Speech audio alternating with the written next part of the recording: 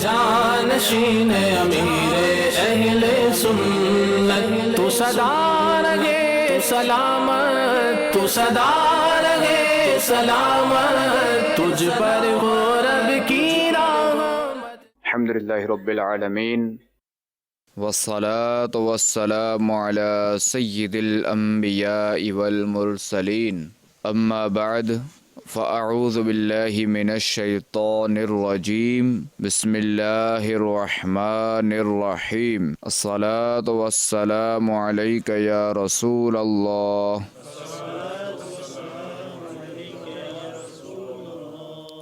وعلى آلك وأصحابك يا حبيب الله،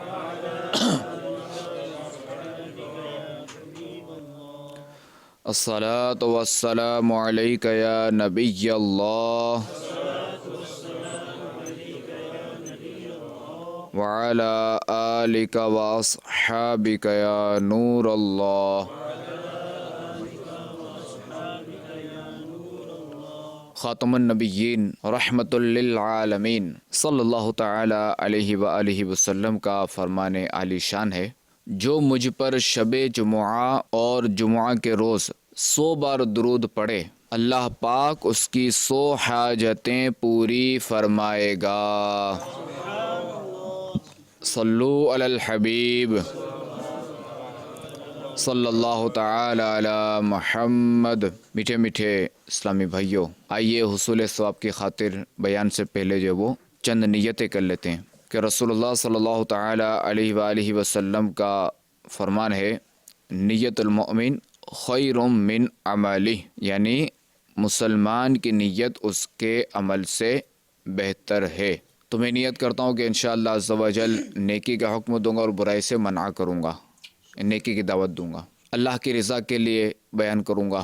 آپ بھی نیت کیجئے کہ انشاءاللہ عز و جل نگاہ نیچی کے توجہ کے ساتھ بیان سنوں گا، ٹیک لگا کر بیٹھنے کے بجائے علم دین کی تعظیم کی خاطر جہاں تک ہو سکا 2 زانوں بیٹھوں گا، اگر تھک جائیں تو جس طرح مناسب ہو اس طرح بیٹھ جائیں۔ صلو علی الحبیب، اذکر اللہ اور توبوا الی اللہ وغیرہ سن کر ثواب کمانے اور صدا لگانے والوں کی دل جوئی کے لیے بلند آواز سے جواب دوں گا۔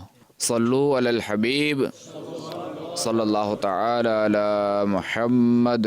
ایک نیک شخص کو کہیں سے سونے کی اینٹ ہاتھ لگ گئی، جس نے اس کا دماغ آسمان تک پہنچا دیا۔ وہ ساری رات جو ہے وہ رقص کرتا رہا، یعنی ناچتا رہا، اور اپنی آنکھوں میں طرح طرح کے خواب جو ہے وہ لاتا رہا۔ مثلا میں جو وہ سنگ مرمر کا محل بناؤں گا۔ سنگ مرمر پتہ ہے کیا ہوتا ہے؟ ماربل، کہ میں جو ماربل کا محل بناؤں گا اور اس میں سندل کی لکڑی کا کام کرواؤں گا، اور دوستوں کے لیے خاص کمرہ بناؤں گا جس کا دروازہ باغ کی طرف کھلے گا۔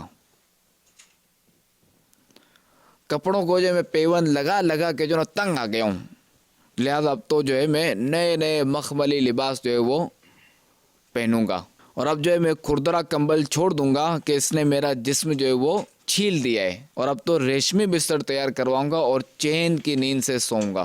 انہی سوچوں میں گم تھا، اور اپنی نماز بھی انہی سوچوں میں گم ہو کر اس نے قضا کر دی۔ صبح کے وقت متکبرانہ چال میں جو پاؤں زمین پہ نہیں لگتے ہو، اس طرح چال میں جو نا یہ چلتے چلتے جنگل کی طرف نکل گیا کہ اچانک کیا دیکھتا ہے کہ قبر کے سرانے ایک شخص مٹی کی اینٹیں بنا رہا ہے۔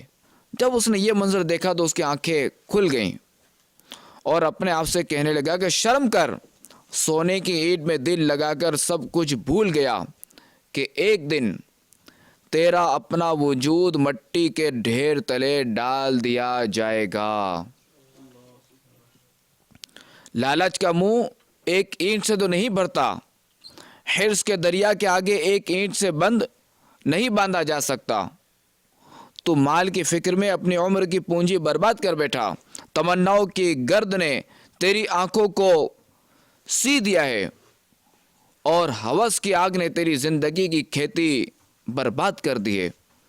کہ اب بھی وقت ہے، غفلت کا سرما آنکھوں سے نکال دے اور اپنی آخرت کی طرف دیکھ، کیونکہ کل تو خود قبر کی مٹی کے نیچے خاک کا سرما بننے والا ہے۔ یہ سوچنے کے بعد اس نے اپنے تمام تر یہ منصوبے ختم کر دیے اور پھر سے نیکیوں میں لگ گیا۔ گھپ اندھیری قبر میں جب جائے گا بے عمل، بے انتہا گھبرائے گا، کام مال و زر وہاں نہ آئے گا جب تیرے ساتھی تجھے چھوڑ آئیں گے۔ غافل انسان یاد رکھ پچھتائے گا، قبر میں کیڑے تجھے کھا جائیں گے۔ صلو علی الحبیب صلی اللہ تعالی علی محمد صلی اللہ علیہ وسلم۔ تو میرے میٹھے میٹھے اسلامی بھائیوں، اس حکایت سے معلوم ہوا کہ ہمیں اپنے اصل مقصد زندگی کو، یعنی اپنی زندگی کے اصل مقصد کو سمجھنا چاہیے کہ بظاہر سونے کی طرح دکھنے والی دنیا سے دل لگا کر اپنے مقصد کو بھولنا نہیں چاہیے کہ یقیناً جو لوگ اپنی زندگی کے مقصد کو سمجھتے ہوئے اپنی زندگی کو آخرت کے کاموں میں صرف کرتے ہیں، انہیں کل بروز قیامت بارگاہ رب العزت میں پیش ہوتے ہوئے کوئی شرمساری نہیں ہوگی۔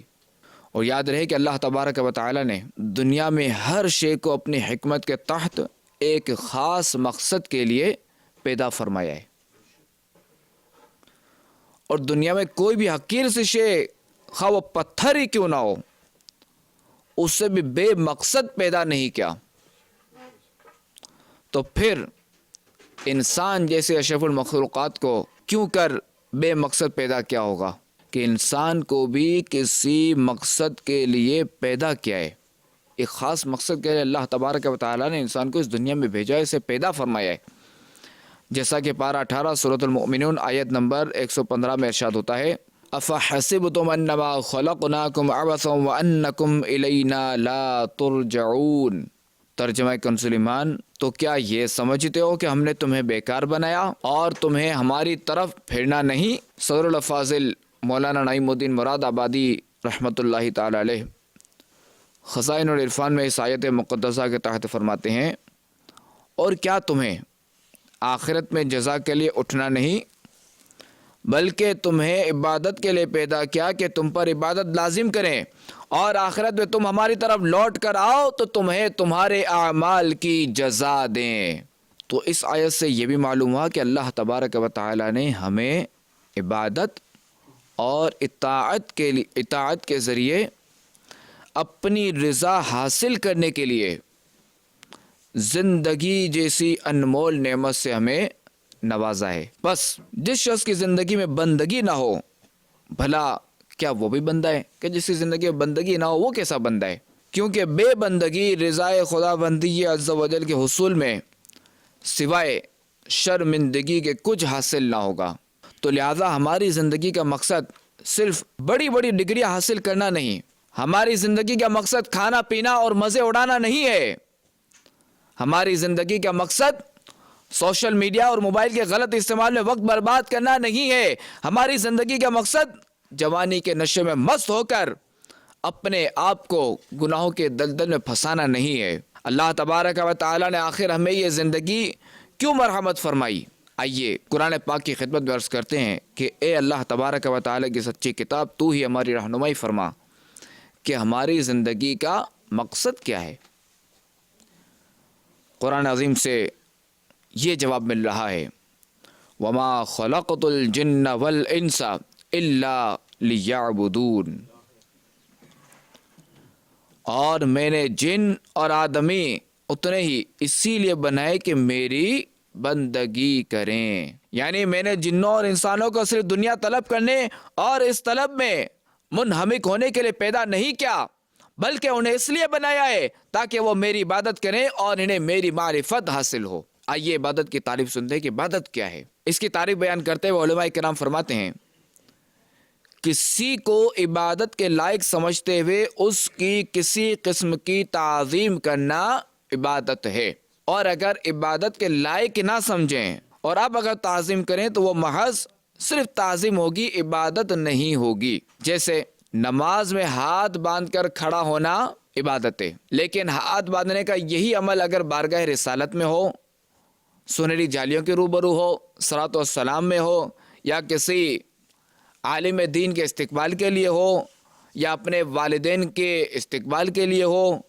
یا تبرکات کی زیارت کے لیے ہو، تو لہٰذا یہ عبادت نہیں ہے، یہاں ہاتھ باندھنا عبادت نہیں ہے، یہ فقط تعظیم ہے۔ تو لہٰذا یہ عبادت کا جو مفہوم ہے نا، یہ بہت وسیع ہے، اور یہ رضائے رب الانام کے لیے کیے جانے والے ہر کام کو گھیرے ہوئے، جیسا کہ فتاوی رضویہ جلد 29 میں رد المحتار کے حوالے سے لکھا ہے، عبادت وہ ہے کہ جس کے کرنے پر ثواب دیا جائے، یعنی جو بھی کام ہم کریں اگر اس میں ثواب ہمیں ملے گا، ہم نے دیکھا بھائی اس کام کے کرنے سے ثواب ہے تو یہ عبادت ہے، اگر اس کام کرنے میں ثواب نہیں ہے تو یہ عبادت نہیں۔ تو لہٰذا جو بھی کام ایسا ہے کہ جس کے کرنے میں ثواب ہے تو وہ عبادت ہے۔ اب اگر جیسے کھانا کھانا، پانی پینا، تو یہ انسان کی ضروریات میں سے، اب اگر اس پہ اس سے پہلے اگر کوئی اچھی نیتیں کر لیتا ہے، ثواب کی نیتیں کر لیتا ہے کہ اب اسے ثواب ملے گا، تو اب پینے کا بھی اور کھانے کا بھی اسے ثواب ملے گا۔ تو لہٰذا یہ ثواب کی نیت پر موقوف ہوتا ہے، اگر ثواب کی نیت ہوگی تو ثواب ملے گا۔ اور مفتی احمد یار خان نئی بھی رحمۃ اللہ تعالی علیہ فرماتے ہیں، اس تحریر کا خلاصہ یہ ہے کہ جو بھی کام رب عز و جل کو راضی کرنے کے لیے کیا جائے وہ عبادت ہے۔ جیسے کسی غریب کی مدد کرنا، اب اگر ایک تو بندے نے جو نا وہ ایز ایک عادت مدد کر دی، یا میرا بھائی یہ خوش ہو جائے گا، میرا مسلمان بھائی یہ خوش ہو جائے گا، اور ایک اس نے سے مدد کی کہ یار میں اس کی مدد کروں گا، میرا رب عز و جل مجھ سے راضی ہوگا، تو اب یہ عبادت ہو گئی۔ ویسے اگر مدد کر دی تو کچھ بھی نہیں۔ اگر اس نے اللہ تعالیٰ کی رضا کی نیت کی کہ میرا رب راضی ہوگا، میں یہ کام کروں گا، تو یہ اب ثواب ملے گا۔ تو میرے میٹھے میٹھے اسلام بھائیو، اللہ تبارک و تعالیٰ نے اس دنیا میں ہمیں ایک خاص مقصد کے لیے بھیجا ہے، ہمارا کلام اس پہ ہو رہا تھا۔ تو پارہ 29 سورۃ الملک کے آیت نمبر 2 میں اللہ تبارک و تعالیٰ کا فرمان الشان ہے، خلق الموت والحیات لیبلوکم ایکم احسن عملا۔ ترجمہ کنز ایمان، موت اور زندگی پیدا کی کہ تمہاری جانچ ہو دنیاوی زندگی میں تم میں کس کا کام زیادہ اچھا ہے۔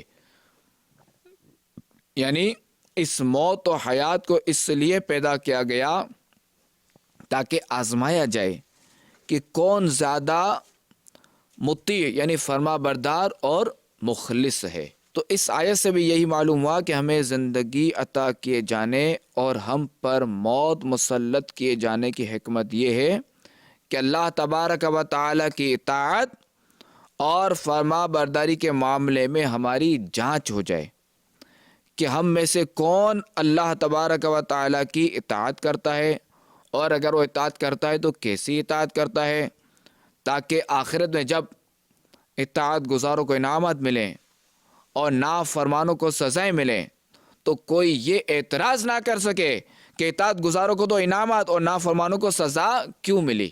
تو میرے میٹھے میٹھے اسلامی بھائیوں، جب یہ بات واضح ہو گئی کہ اللہ تبارک و تعالیٰ نے ہمیں اپنی عبادت کے لیے پیدا کیا ہے، تو اب ہمیں غور کرنا ہے، ہمیں غور کرنا چاہیے، ہمیں سوچنا چاہیے، ہمیں اپنے حالات پر نظر ڈالنی چاہیے کہ کیا ہم اپنے اس زندگی کے مقصد کو پورا کرتے ہوئے نظر آ رہے ہیں یا نہیں۔ کیا ہم اللہ تبارک و تعالیٰ کی عبادت میں، اللہ تبارک و تعالیٰ کی اطاعت میں اپنا وقت صرف کر رہے ہیں یا نہیں۔ کیا ہم اپنے پروردگار عز و جل کے احکامات کی پیروی کرتے ہیں یا پیروی نہیں کرتے۔ کیا ہم اپنے رب عز و جل کے منع کردہ احکامات سے بچے رہتے ہیں یا نہیں بچتے۔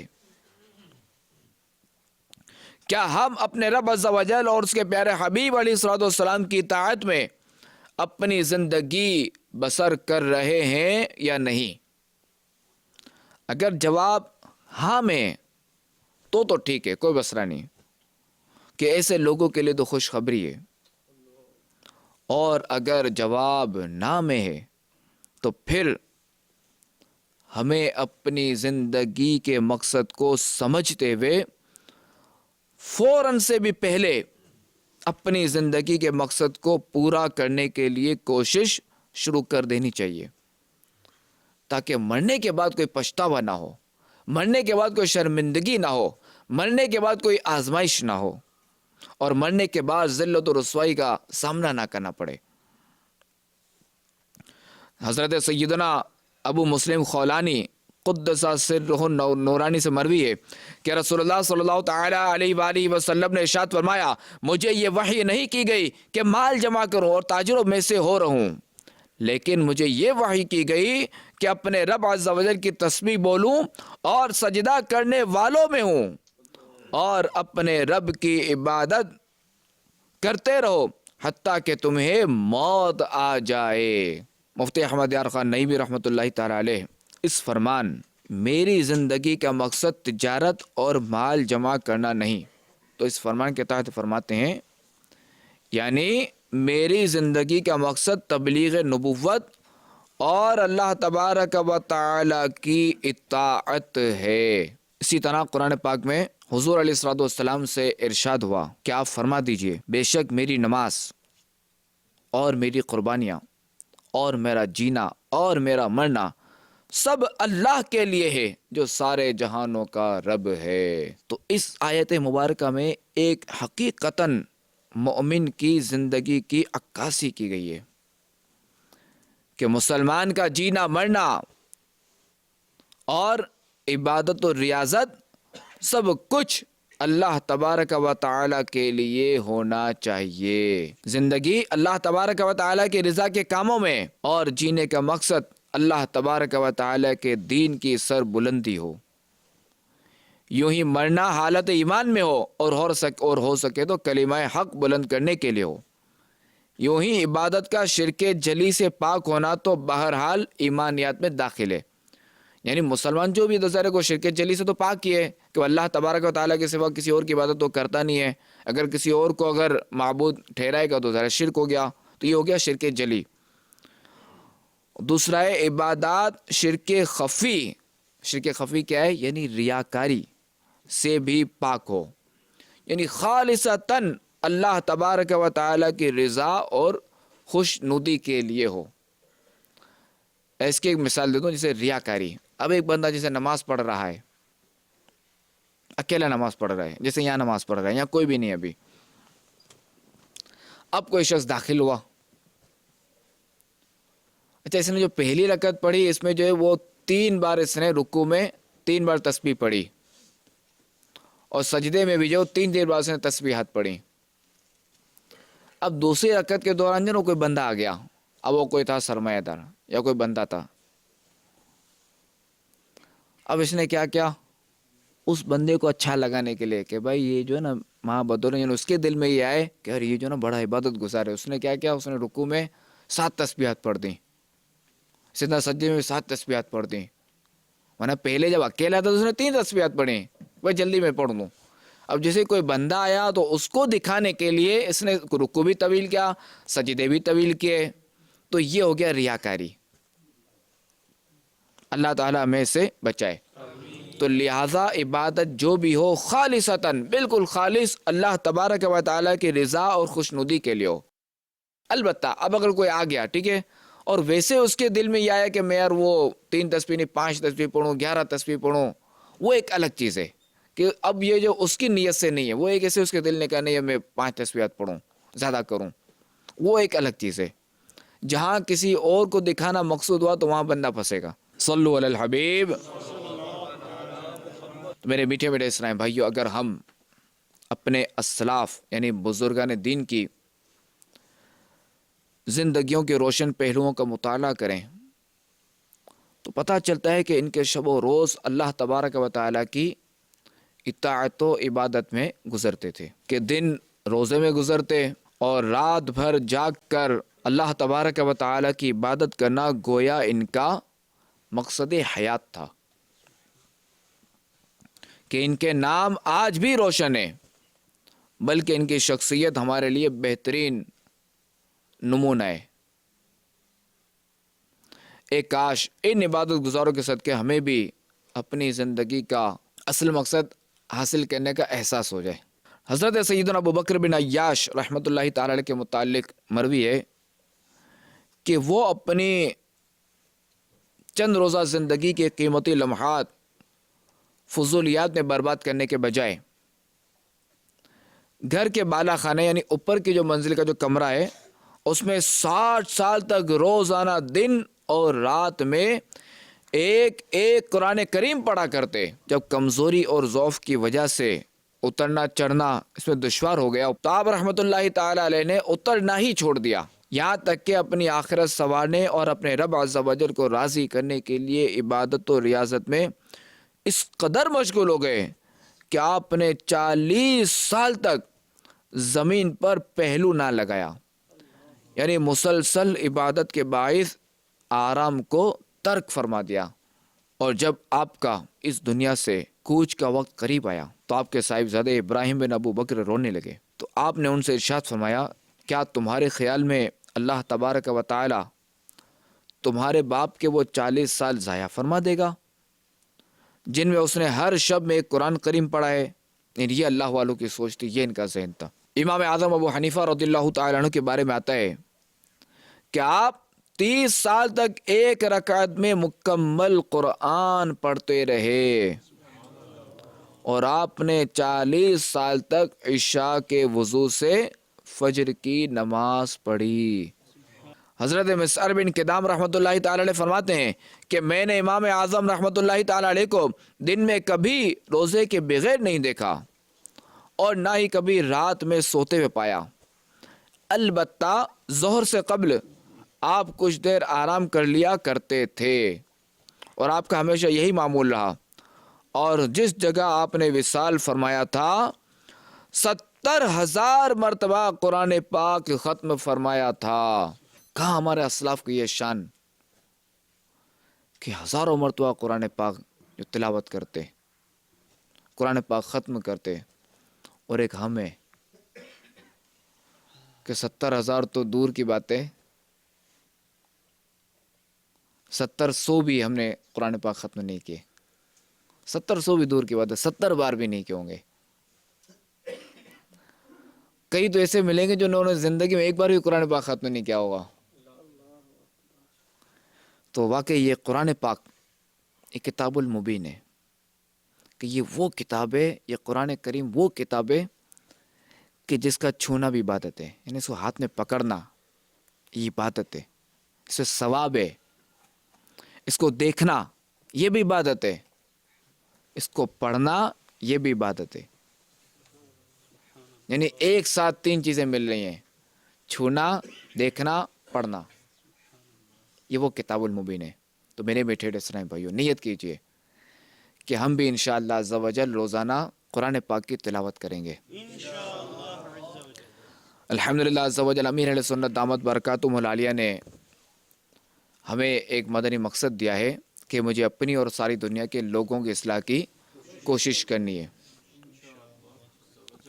تو اپنی اصلاح کے لیے جو ہے وہ ہمیں جو ہے وہ 72 مدنی انعامات کا تحفہ دیا ہے، اور ساری دنیا بھر کے لوگوں کی اصلاح کے لیے مدنی قافلوں میں سفر. یہ 72 مدنی انعامات 72 سوالات ہیں جس میں سے روز مرہ کے 50 کام ہیں، 50 سوالات ہیں. مثلا جیسے کہ آج آپ نے جو ہے وہ دن بھر میں ہر کچھ جائز کاموں سے پہلے کچھ نہ کچھ اچھی اچھی نیتیں کی. کیا آج آپ نے 5 وقت کی نماز مسجد کی پہلی صف میں تکبیر اولا کے ساتھ ادا کی؟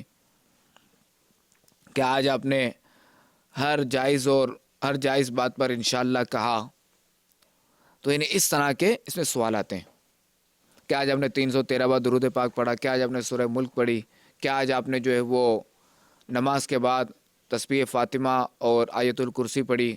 آیت الکرسی کے بارے میں آتا ہے نا کہ جس نے آیت الکرسی پڑھی فرض نماز کے بعد تو وہ اس کے اور جنت کے درمیان سے موت ہی حائل ہے. اس کی اتنی فضیلت ہے. تو یہ تو میں نے چند آپ کو مثالیں دیں.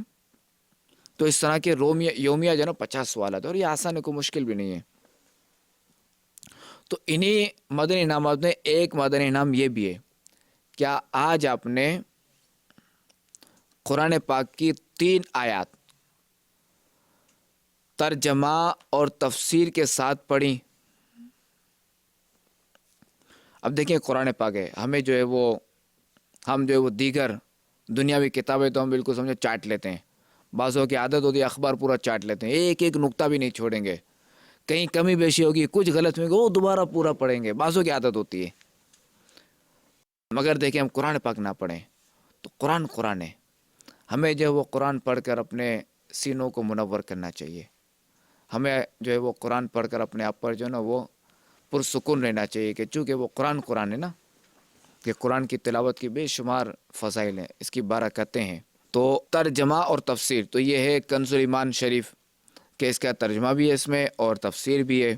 سیدنا صراط الجنان بھی ہے، تو چاہے تو کنز ایمان سے پڑھیں 3 آیات، اور چاہے تو 3 آیت اور پھر اس کی تفسیر، اور چاہے تو صراط الجنان سے پڑھیں 1 آیت اور اس کی تفسیر، چونکہ صراط الجنان جو ہے وہ ضخیم ہے، یعنی زیادہ ہے کہ وہ 3 پاروں کی جو نا 1 جلد ہے، تو اس طرح جو اس کی تقریباً 10 جلدیں۔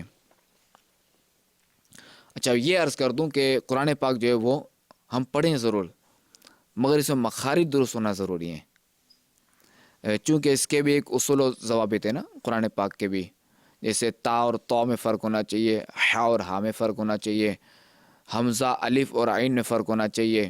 تو چونکہ یہ اس طرح پڑھنا درست مخارج کے ساتھ قرآن پاک پڑھنا فرض ہے۔ جیسے نماز ہم پڑھتے ہیں، اب اگر کوئی کہے کہ نماز میں کھانا بھی کھاتا رہوں نماز بھی پڑھوں، تو نماز نہیں ہوگی اس کی۔ بھائی نماز کا ایک جو ہے نا ایک اس کا رول ہے، اس کا طریقہ ہے کہ نماز میں جو ہے کھانا پینا منع ہے، اگر کھائے گا پیے گا تو نماز ٹوٹ جائے گی۔ تو قرآن پڑھنے کے بھی جو ہے وہ اس کے بھی کچھ آداب ہیں، جیسے کچھ آداب ضروری ہیں، فرض ہیں، جیسے وہی کہ مخارج سے درست ہونا ضروری ہے۔ اب اگر کوئی کہے بھائی میں جو اپنی مادری زبان کی طرح قرآن پاک کی تلاوت کروں، کہ بھائی میں ہا اور ہا کا لحاظ نہ کروں، جیسے الحمد کو میں الحمد پڑھوں، بسم اللہ الرحمن الرحیم کو میں جو ہے وہ معاذ اللہ بسم اللہ الرحمن الرحیم پڑھوں، تو یہ ظاہر ہے کہ یہ غلط ہے۔ تو ہم پر فرض کیا ہے، کس طرح پڑھنا ہے؟ بسم اللہ الرحمن الرحیم، الحمد للہ رب العالمین، کہ رب العالمین نہیں پڑھنا، کہ چونکہ حرف کی تبدیلی سے معنی تبدیل ہو جاتا ہے۔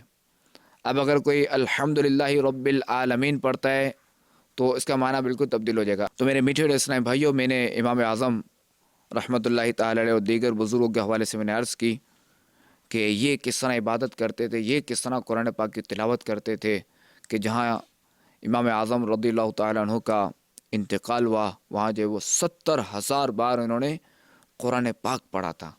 یہ ان کی شان تھی، یہ اللہ والے تھے۔ اللہ تعالی ہمیں ان کا صدقہ نصیب کرے۔ عبادت میں گزرے میری زندگانی، کرم ہو کرم یا خدا یا الہی۔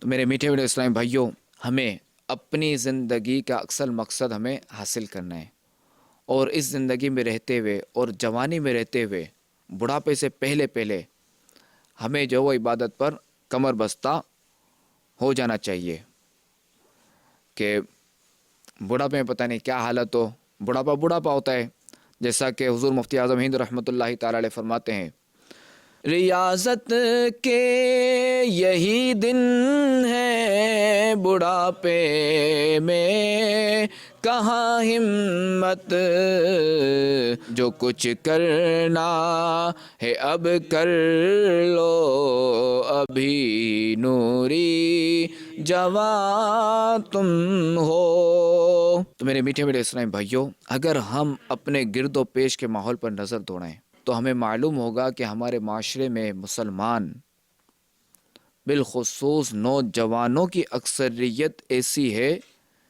کہ جو اپنی زندگی کا مقصد ہی بھولے بیٹھی ہے، اور بڑی بے دردی اور بے فکری کے ساتھ اپنا قیمتی وقت برباد کرنے میں مصروف ہے، اور فی زمانہ موبائل فون، انٹرنیٹ اور ٹی وی کا غلط استعمال یہ جو ہے وقت کے ضائع کرنے میں نمایاں ایک اسباب ہیں۔ حالانکہ یہی موبائل فون اگر بندہ ضرورت کی حد تک استعمال کرے، ذرا گھر سے رابطہ وغیرہ، اب تو چونکہ فی زمانہ یہ ہماری ضرورت میں شامل ہے، یہ گھر سے رابطہ کرنا ہے، تو کسی سے رابطہ کرنا ہے تو ایک الگ چیز ہے، باقی ہونے سے وقت برباد کرنا یہ غلط ہے۔ اسی طرح انٹرنیٹ بھی ایک ضرورت ہے ہماری، مگر وہی اس میں وقت برباد کرنا تو پھر یہ بربادی ہے۔ اسی طرح ٹی وی، اب اگر اس کے ذریعے کوئی مدنی چینل دیکھتا ہے، علم دین حاصل کرتا ہے تو یہ درست ہے، اب اگر کچھ اور دیکھتا ہے تو پھر غلط ہے۔ صلو علی الحبیب صلی اللہ تعالی علی محمد صلی اللہ علیہ وسلم۔ حدیث قدسی ہے، حضرت سیدنا عبداللہ بن عمر رضی اللہ تعالی عنہ سے روایت ہے کہ رسول اللہ صلی اللہ تعالی علیہ وآلہ وسلم کا فرمان عالی شان ہے کہ اللہ تبارک و تعالی ارشاد فرماتا ہے، میری تقدیر پر ایمان لانے والا، میرے لکھے پر راضی رہنے والا، میرے دیے ہوئے رزق پر قناعت کرنے والا اور میری رضا کی خاطر اپنی نفسانی شہوات کو ترک کرنے والا نوجوان میری بارگاہ میں میرے بعض فرشتوں کی مانند ہے۔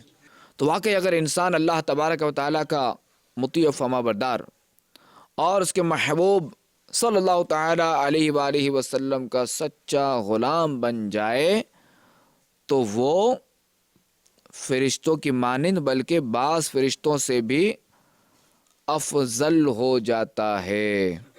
حضرت سیدنا عبداللہ بن مسعود رضی اللہ تعالیٰ عنہ سے مروی ہے کہ رسول اللہ صلی اللہ تعالیٰ علیہ وآلہ وسلم نے فرمایا، اللہ تبارک و تعالیٰ اپنی مخلوق میں اس خوبرو نوجوان کو سب سے زیادہ پسند فرماتا ہے کہ جس نے اپنی جوانی اور حسن و جمال کو اللہ تبارک و تعالیٰ کی عبادت میں صرف کر دیا ہو۔ اللہ تبارک و تعالیٰ فرشتوں کے سامنے ایسے بندے پر فخر کرتا اور ارشاد فرماتا ہے، یہ میرا حقیقی بندہ ہے۔ حضرت سیدنا عبداللہ بن عمر رضی اللہ تعالیٰ عنہما سے مروی ہے کہ رسول اللہ صلی اللہ تعالیٰ علیہ وآلہ وسلم کا فرمان ہے، اللہ تبارک و تعالیٰ ایسے شخص سے محبت فرماتا ہے جس نے اپنی جوانی کو اطاعت خدا بندی عز و جل کے لیے وقف کر دیا ہو۔ تو کتنے خوش نصیب ہیں وہ نوجوان جنہیں اللہ تبارک و تعالیٰ کی بارگاہ میں محبوبیت کا شرف حاصل ہو جائے، کہ جن کی جوانی اللہ تبارک و تعالیٰ کی اطاعت میں گزری، باوجود قدرت کے ان کے دامن نفس کی چالوں اور شیطان کے جالوں میں نہ الجھاؤ، اور جن پر خوف خدا کا غلبہ رہا، تو ان خوش نصیبوں کے لیے ذکر کردہ روایات مبارکہ مجدہ جاں فضا ہے، اور ایسا نوجوان معاشرے میں بھی مقام و مرتبہ اور عزت و عظمت کا حامل ہوتا ہے، یعنی معاشرے میں بھی لوگ اسے اچھا سمجھتے ہیں اور مرنے کے بعد تو اس کے موج ہی موج ہیں۔ صلو علی الحبیب۔ تو میرے میٹھے میٹھے اسلامی بھائیوں، اپنی دنیا اور آخرت کو بہتر اور اپنی زندگی کے لمحات کو قیمتی بنانے کے لیے دعوت اسلامی کے مدنی ماحول سے وابستہ ہو جائیے، اور دعوت اسلامی کے مدنی ماحول سے وابستہ ہو کر اللہ تبارک و تعالیٰ کی عبادت پر کمر بستہ ہو جائیے، کہ بہترین زندگی کا راز اللہ تبارک و تعالیٰ کی عبادت اور اطاعت میں پوشیدہ ہے۔ کہ مفتی احمد یار خان نعیمی رحمۃ اللہ تعالی علیہ فرماتے ہیں کہ زندگی تو ہر شخص کی گزرتی ہے، مگر بہترین زندگی وہ ہے جو اللہ تبارک و تعالیٰ کے لیے وقف ہو جائے۔ اللہ تبارک و تعالیٰ نے ایسے ہی لوگوں کے لیے صدقات کا خصوصی حکم دیا جو اپنی زندگی اللہ کے لیے وقف کر چکے۔ میرے کہنے کا مقصد یہ نہیں کہ آپ لوگ جو ہے وہ کوئی یہ سوچے گا اب جو ہے نا میں کمانا چھوڑ دوں، یار یہ تو بالکل کہنے کمانا بھی چھوڑ دو، بالکل چھوڑ دو، مسجد کا کونا سنبھال لو۔ تو یاد رہے کہ کسب معاش یہ بھی ہمارے لیے ضروری ہے، کہ چونکہ اس کی بھی فضیلتیں ہیں۔ یہاں تک کہ فاروق اعظم رضی اللہ تعالیٰ عنہ نے اپنے دور خلافت میں فرمایا تھا کہ ہمارے بازار میں صرف وہی آئے جو دین میں فقیہ ہو، یعنی بازار میں کوئی غیر عالم جو نا وہ زحمت نہ کرے، ہمارے بازار میں وہی ہے جو عالم ہو۔ تو پتہ چلا کہ یہ تجارت کرنا، یہ خرید و فروخت کرنا، یہ سارا جو ہے نا یہ بندہ اگر دین اسلام کے مطابق کرے گا تو اس میں فائدہ ہی فائدہ ہے، اور اگر اس کے مطابق نہیں کرتا اور معاذ اللہ اگر کسی وجہ سے جو ہے وہ اس میں کوئی مسئلہ آ جاتا ہے تو پھر یہ خطرناک ہے۔ جیسے ہم نے کسی سے ادھار مال لیا تو اس میں یہ مدت طے کرنا ضروری ہے کہ بھائی آپ کب دیں گے پیسے، ٹھیک ہے 10 سال کی مدت طے کے لیے، 1 سال کی مدت طے کے لیے مدت طے کرنا ضروری ہے، یہ نہیں بھائی جب مرضی ہے دے دینا، یہ نہیں، مدت طے۔ ہمارے مذہب اسلام میں ایسی پیاری پیاری باتیں سکھائی جاتی ہیں، ایسے پیارے پیارے اصول بنے ہوئے ہیں کہ جن کے ذریعے نہ کوئی جھگڑا ہو، نہ کوئی پریشانی ہو، یہ بھی خوش، لینے والا بھی خوش، دینے والا بھی خوش، سارے خوش رہیں جب دین اسلام پر حقیقی معنوں میں عمل کریں، حقیقی معنوں پر عمل کریں۔ اللہ تبارک و تعالی ہمیں باعمل مسلمان بنا دے۔ تو میرے میٹھے میٹھے اسلامی بھائیوں، میں نے جو سے وہ قرآن پاک کے حوالے سے عرض کیا تھا، تو الحمدللہ عز و جل دعوت اسلامی کے تحت جو ہے وہ درست مخارج کے ساتھ جو وہ قرآن پاک پڑھنا سکھایا جاتا ہے۔ اب چونکہ میں نے یہ تو کہہ دیا کہ بھائی درست مخارج کے ساتھ پڑھنا فرض ہے، درست مخارج کے ساتھ ہی پڑھنا ہے، تلاوت بھی کرنی ہے، تو اب ظاہر ہے کہ اب مواقع بھی تو فراہم کرنا ہے نا، کہ یہ بھی تو فراہم کرنا ہے نا دعوت اسلامی نے ہی، کہ بھائی ٹھیک ہے جہاں فضائل و برکات بتا رہے تو ہمیں بتائیں بھی تو صحیح نا کہ ہم کیسے پڑھیں، کون ہمیں سکھائے گا۔ یہ بھی ہوتا ہے نا، بندے کو خیال آتا ہے نا ہم پڑھیں گے کہاں، اتنی تو ہماری عمر ہو گئی، ہم یہاں کام کے سلسلے میں اب کہاں پڑھنے کے لیے جائیں۔ مدرسہ تو بچوں کا سنا ہوا تھا، چھوٹے چھوٹے بچوں کا، اب ان کے ان کے ساتھ پڑھیں۔ تو خیر دعوت اسلامی کے تحت جو وہ مدرسۃ المدینہ بالغان کی بھی ترکیب ہوتی ہے، جس میں جو ہے وہ بالغان یعنی بڑے حضرات، ایڈلٹ مین، تو ان کے لیے جو ہے وہ مدرسۃ المدینہ بالغان کی ترکیب ہوتی ہے کہ اس میں جو ہے وہ درست مخارج کے ساتھ قرآن پاک پڑھنا سکھایا جاتا ہے۔ اچھا، اس کے ساتھ ساتھ جو ہے وہ کچھ دعائیں بھی یاد کرائی جاتی ہیں اور کچھ سنتیں اور آداب بھی سکھائے جاتے ہیں، جیسے کھانے سے پہلے کی دعا، کھانے کے بعد کی دعا، سونے سے پہلے کی دعا اور جاگنے کے بعد کی دعا وغیرہ وغیرہ۔ اللہ تبارک و تعالی ہمارا ایمان سلامت رکھے، ہمارا خاتمہ بالخیر فرمائے، ہمیں حقیقی معنوں میں مسلمان بنائے، ہمیں باعمل مسلمان بنائے، آمین بجاہ النبی الامین صلی اللہ تعالی علیہ وآلہ وسلم۔ جانشین امیر اہل سنت، تو سدا رہے سلامت، تو سدا رہے سلامت، تجھ پر ہو